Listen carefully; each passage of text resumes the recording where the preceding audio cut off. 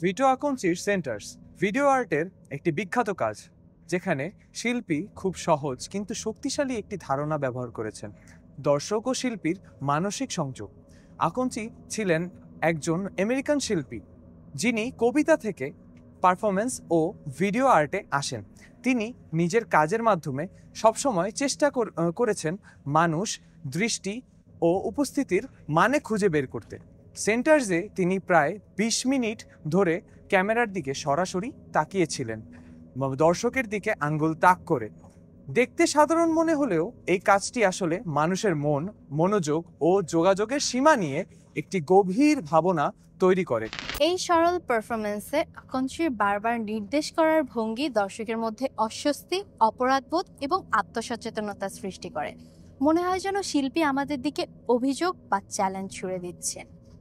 ভিডিওটির কোনো কাহিনী বা সঙ্গীত নেই, কিন্তু তাতে জন্ম নেয় এক মানসিক টানাপোড়েন।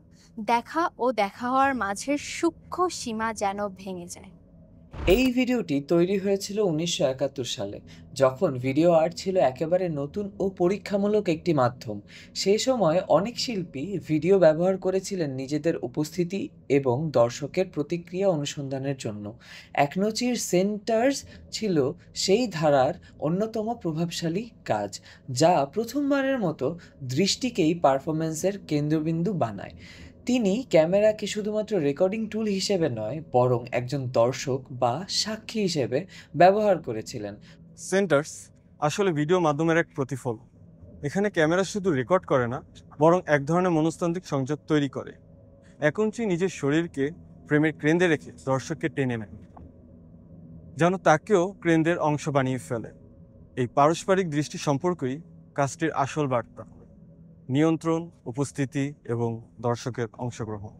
সবশেষে সেন্টার্স প্রমাণ করে যে শক্তিশালী ভিডিও আর্ট তৈরিতে জাঁকজমক প্রয়োজন হয় না, কেবল এক দৃষ্টি, এক ভঙ্গি এবং কিছু সময় যথেষ্ট মানুষের মানসিক জগৎকে নাড়িয়ে দিতে।